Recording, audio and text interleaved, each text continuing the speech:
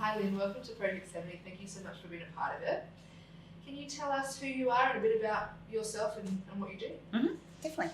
Well, thank you for the opportunity first. I'm Lynne Sturgess. I'm a independent woman, I would call myself. I was going to say I'm a finance broker, but that's what I do for a living. That's not who I am. So in terms of, from a career point of view, I've been in finance my whole life, and I've been a commercial banking manager down to branch manager in banks, and then finance broker and coaching brokers now for about 14 years. From a social side point of view, I'm the current president of Redlands City Chamber of Commerce.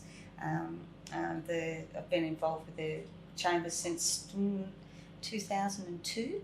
I've been on the executive a couple of times as it's evolved. I'm a firm believer in volunteers. I've been volunteering since I was about 14.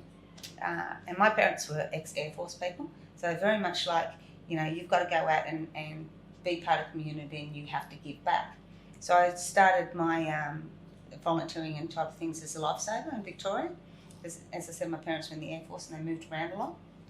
So I grew up in a little country town called Sale, and but I was actually born in Brisbane. So I was born in Dalby, I should say.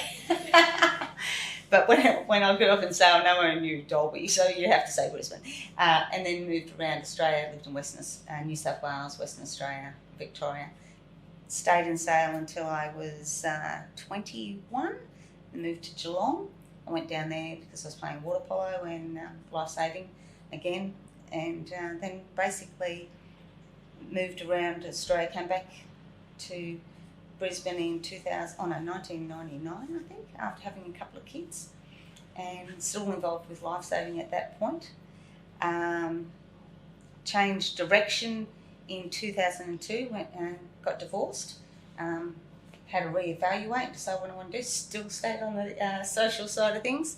I'm the sort of person that I'm always on a committee, so when the kids were at primary school, I was like the P&C on the P&C, and I was the toy library president, and always someone that gets involved in it, because I think if you want the best out of something, you've got to give something back, and the more people that give that help that and donate their time, the less work for everybody, and it's a really good way to integrate into the community. So moving back to Brisbane and deciding on the Redlands, that was a big part of me fitting into this community.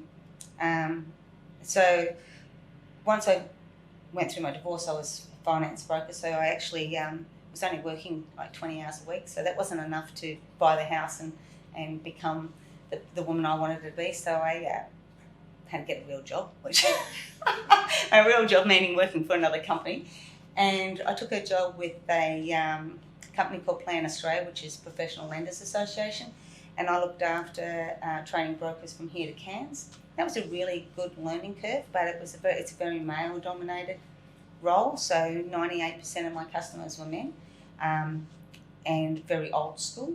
So it was a good learning curve for me because it taught me all the goods and bads and different things, a way to run a mortgage broking business, and also to look at the opportunities and the impact that lending money had on individuals, but also a community. And one of the things that I got from that role was that there was a lot of women who wanted to work at home, like I had done originally, and bring up kids. But in those days, the social expectation was you were either a mother or you were an employee. And it was very much, people would always be apologising for, I'm sorry, I'm a mum. Oh, I'm sorry, I can't do this now because I've got to pick up my kids from school. Always apologising. And the other common thing was using the phrase, I'm just a mother. And I used to get that, what are you talking about? That's a great role. You were a leader.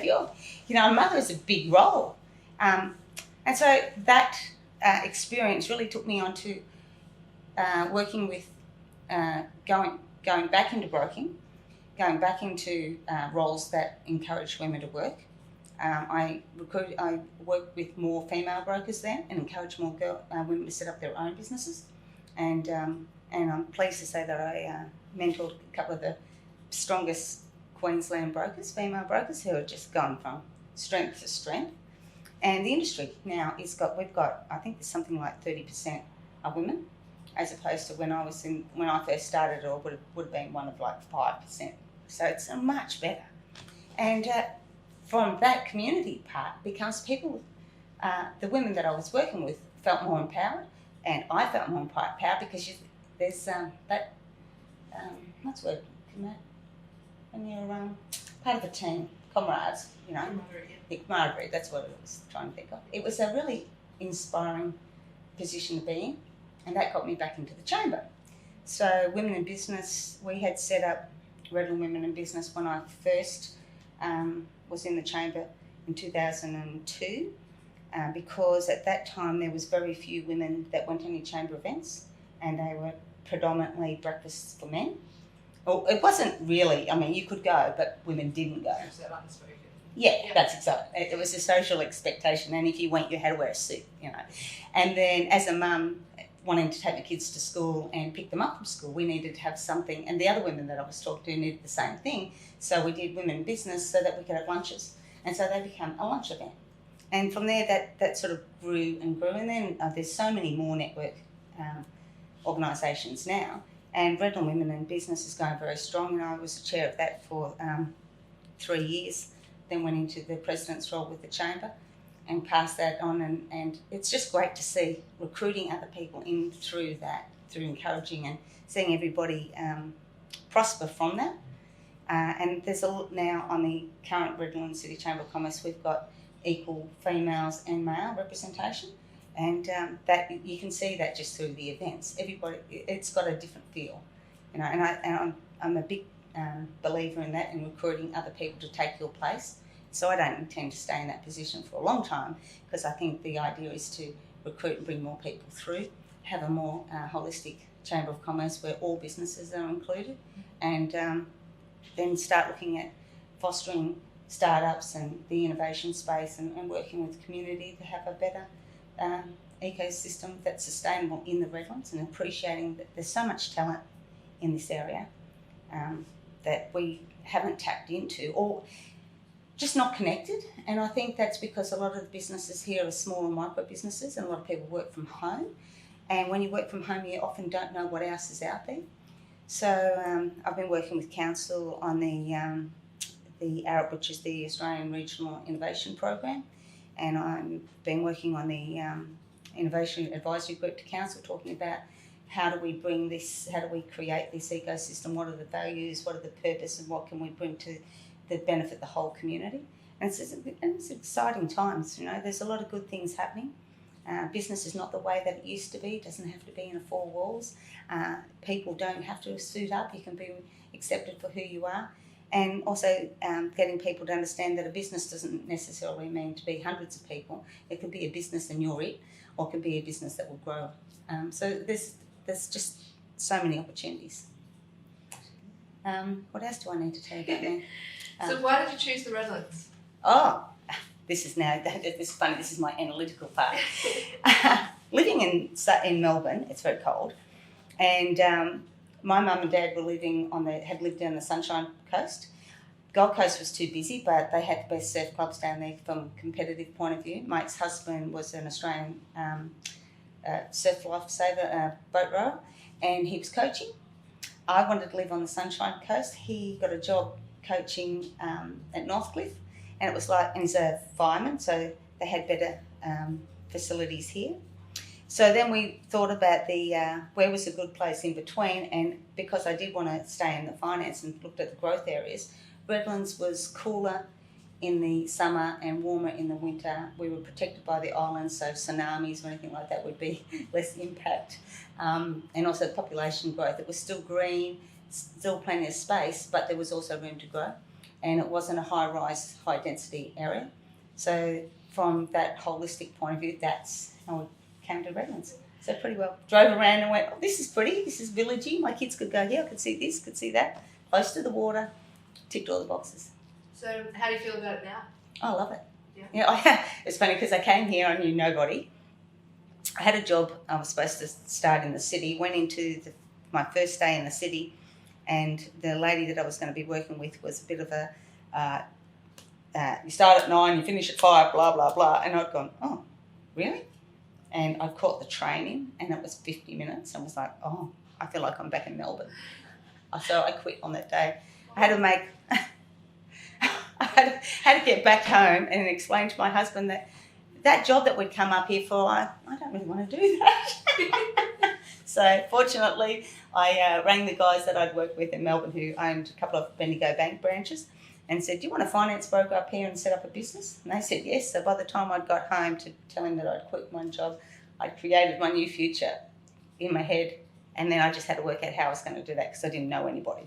Yeah. So I went to the chamber, door knocked all Cleveland, talked to people, went to PNCs, did volunteering again, and now it's like a glove. Yeah. So what do you see for the future of the Redlands? Where do you think we're going? Oh, I think that's up to us. And I think we have this conversation on a regular basis. Business and the community needs to create this. I have a different view on what governments and councils should do. I think they should facilitate things, but I think it's up to the community and businesses to create their own ecosystem. I think the more connection that you have with your community and your business, the more that you can be problem solvers, create the solutions, create the demand and keep it locally. So when I talk about that, I'm talking about people actually connecting with their community and seeing where those needs are and then creating the solutions around those needs that are local. I think Redlands, the one thing that it does have is a really warm community. It's a beautiful space environmental wise. I think most people appreciate that, the green, the clean air and the water. And I think with that in mind, if everyone keeps that as the key priorities and we look at why you live here and we agree to be respectful of that and keep that environment. I'm not talking about just the environment in terms of trees and things. I'm talking about the community connection environment as well. So, we need a sustainable ecosystems for businesses, but we also need that for community. So I think by keeping people connected, and just what we were talking about before, have the integration with youth and seniors and all the places in between, I think we will create a very holistic community. I think the connection is heart to heart, like people to people, as opposed to, we need internet and smart solutions and that, but I think if we always make sure that the solutions are about, not, people think smart cities and smart solutions are all about technology. It's not all about technology. There's a lot of other things in innovation that are created to have the same outcome. So I think we've got the right direction. I think there's a couple of good leaders in that space. There's a couple that we could probably, I won't go into politics, but I think if we can get people dealing with each other on a respectful, solution-based outcome, if our local politicians and our local councillors and everyone work together as opposed to only beating their own drum, I think we would have a much better space. But I think as a community, if we drive that expectation, we don't settle for anything less than what we deserve, I think then we get it. Yeah, absolutely. How old were your children when you moved to the Redlands? 4 and 6. So what was it like raising children? Oh, it was great. It was great. Well, we did nippers, and we're all into water sports and stuff. So, we joined the first thing that I did was enrol the kids into the toy library, the swimming classes, surf life saving, they did nippers. And so that the environment part was great. There's always parks to play in. The kids both went to Redlands State School, and then in high school I sent them they went to Sheldon. So I think they're just having the different variety of opportunities. And I think if you want to get involved, if you want to fit into somewhere, you've got to actually be active and get involved. I think it would be hard to settle in if you didn't do that. But young kids are a great way to mingle. You go to a park and kids make friends so easily, and I think let kids be kids, let them. On that note, where do we lose that? So children can and do just make friends with anybody. At what point does that get lost? Can we stop doing that? I think that often that comes from this is going to sound bad, but over like what they call helicopter parents. Mm-hmm. When you start saying that you don't do that, don't play with him, don't watch him, that kid's got a cold. Kid's going to get a cold. Play with the kid with a cold. You get it quicker, you'll get over it. I think encouraging. If the kid's got a cold, give them a hanky. Don't try and isolate people. Let them learn from themselves what's the who that person is, and I think that's also the recipe to dissipate racism and things like that, is not stopping people from being. Kids are naturally inquisitive. They will ask the inappropriate questions. They will ask people their story. I think when we start to control natural behaviour, what's acceptable and what's not, and you put adults' expectations on children, then I think you're limiting their growth. Absolutely. Now, being in the finance industry, what you do obviously changes a lot of lives. Why do you do what you do?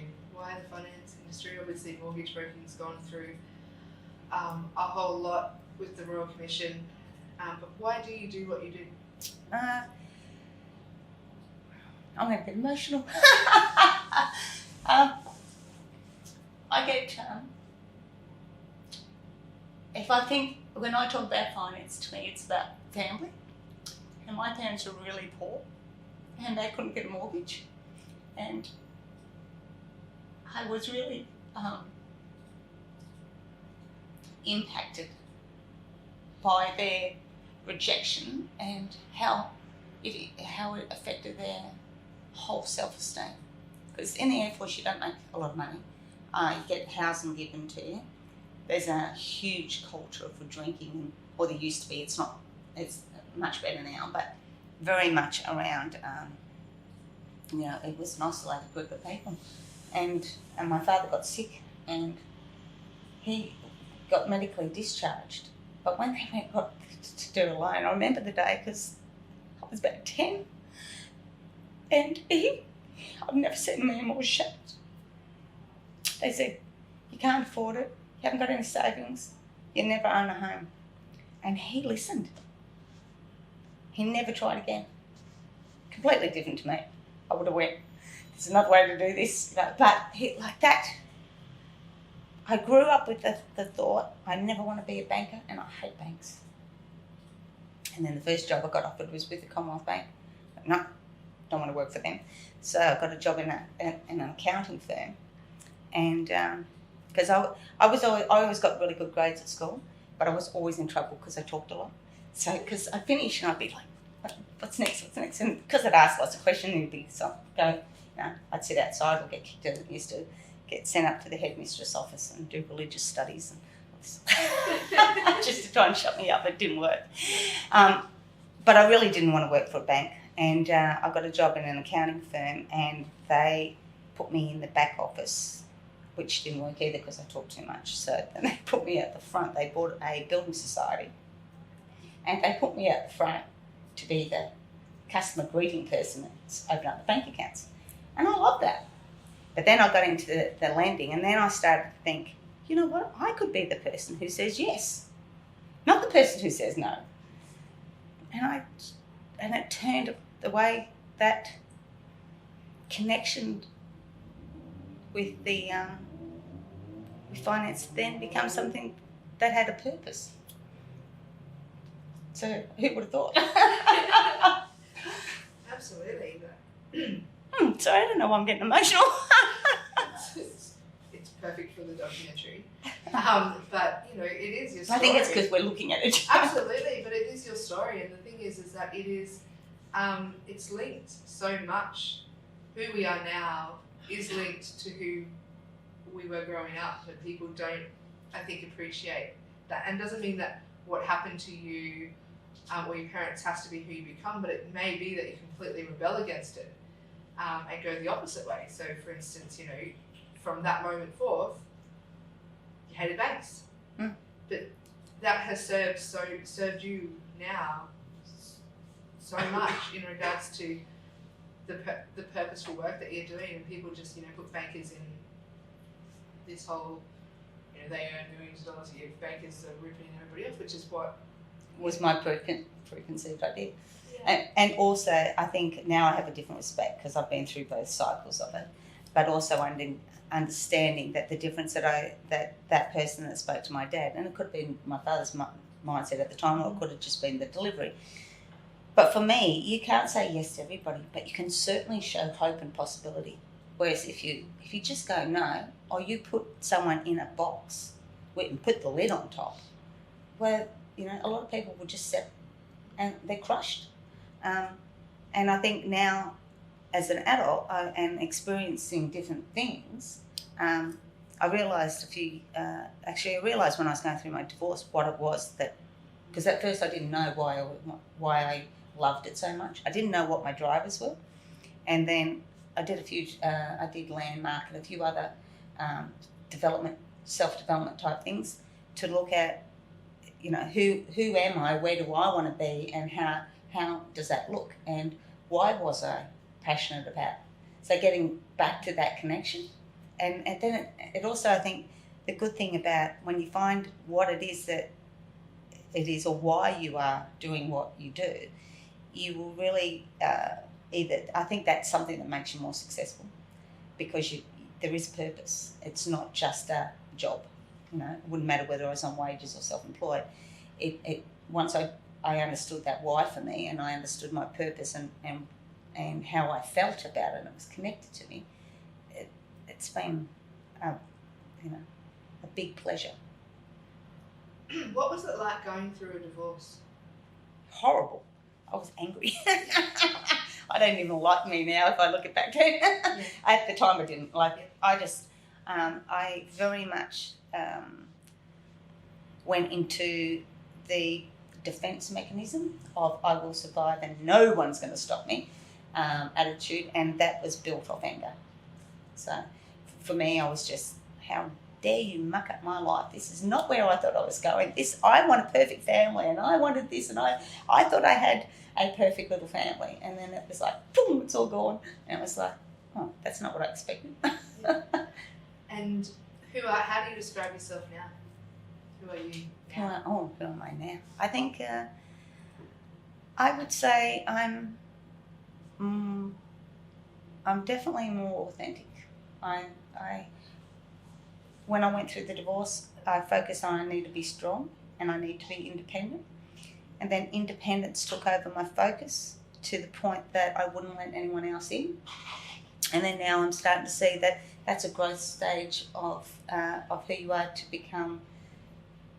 to develop into who you want to be. And now I feel really settled in myself.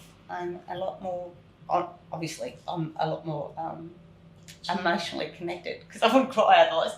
But when I was going through that, I would be like, I am rock. Yeah, so I think that's an age thing as well. I do feel more independent. Well, not only am I financially secure, I'm healthy. I know I feel comfortable in my own skin. I like myself. Different space than when you're angry. And so if I had to say it in a word, I'd say I am authentic now. I feel good. Where's your favourite place in the Redlands? Right at the front of my place. Right, I take my kayak out and I paddle over to Coochie, and there's on the point there. It's near where the golf club is. There's a little point down there and a couple of mangroves. Beautiful spot. I paddle over there. If it's in the morning, we'll have morning tea. If it's in the afternoon, I'll have wine, and then I'll paddle back. That's where my ashes are going to be when I die. Yeah, I love Coochie as well. I look out from my kitchen window, and from my deck, and whenever I paddle, it's just that little bit of channel is just beautiful. What would you say to somebody wanting to start a business, or somebody who had an idea, and why the Redlands? Why do that in the Redlands? Why can they do that here? I think they can do that because it depends on what type of business it was. I think we've got the right people are emerging and open-minded. I think we have our mayor is open-minded, and she looks at opportunities for Redlands all the time. I think we've got the right people in the right places to encourage growth and entrepreneurship. We've got some really good examples of young guys and girls that have come out with great ideas. I think we're moving, like jobs are not the same as they were when I went to school. Like things you couldn't guarantee you'd get a job. Now people are creating their own jobs. And I think that the biggest thing I would say to someone who was looking at doing a business, why not Redlands? You don't need to go anywhere else in the world to be successful. And with the global community, you can do that here. And when you do it in a place that's got a beautiful environment, you've got, it's socially, we're still a lot more friendly. I walk down the street and someone will always say hello to me. And when I walk my dog, everybody says hello to me. And like, there's a lot of places in other cities that are not like that. And I think we're unique in having that social kind of connections. And I think that's something that is healthy for you if you're trying to grow a business or trying to establish a business. Your social environment is as important as your physical environment, and having people who say, yeah, good, have a go. You know, the worst thing that happens is you fail, you learn a lesson, have another crack. You know, I think if you've got people around you that encourage you and not going to try and put you down or compete and competition is good and can be healthy, but it can also be suppressive. So I think we have got a nice environment. I think from the people that I socialise with and the people that I surround myself with, they're very encouraging. Is that what you meant for this? Yeah, absolutely. Now, lots of non-for-profit organisations who heavily rely on volunteers state that they're getting less and less people volunteering and man hours, I guess, on the ground. What are your thoughts on, I guess the question is, why volunteer? Okay, I love volunteering. It makes me appreciate the life I have. I also believe that I treat people the way I want to be treated, and so doing things like Meals on Wheels and Crime Stoppers and when my kids were younger, dealing with their friends, and that it made me feel connected and safe. So volunteering to me is a joy you give yourself. It's not work when you do it for the right reasons. And a lot of people think it's a negative, like it's extra work, but it's not work if you enjoy it. So there is volunteers in all sorts of things. It can be to do with looking after animals, elderly, it can be cleaning up rubbish, it can be environmental in terms of the marine life, and it could be research, it could be reading to elderly in nursing homes, it could be walking someone else's dog, it could be house sitting or mowing someone's lawns. Volunteering is about giving back to somebody else, and you get that sense of self-worth. But I think, and the community connection, I think people get disconnected because they sit at home and think they're too busy to do something else. If you've got half an hour of your time that you're sitting there on Facebook or playing the computer games, you've got time to volunteer, and you'll get much more value out of it. You'll feel better, endorphins, confidence, communications. I think it taps into all the human qualities that we have. Is there anything else you would like to add? Oh, this is a really good experience. I think these sort of stories and telling stories about areas and people is important. I'm an advocate for Redlands because I love the area and I appreciate what we've got here. And the reason it's not so much that I think everybody should come and live here, but I think the people that do live here should appreciate it. And I have travelled quite a bit and lived in lots of different states and worked in different cities. And I'm not against high density living or whatever, but I do believe any successful community has to be connected, whether you live in an apartment and there's 3,000 people in that block, or like I've just got back from Taiwan, which is it's highly dense, but their community are connected and they're happy. I think connection makes you feel good. So that's it. Thank you. Thank you so much for being a part of it. Thank you. Thank you.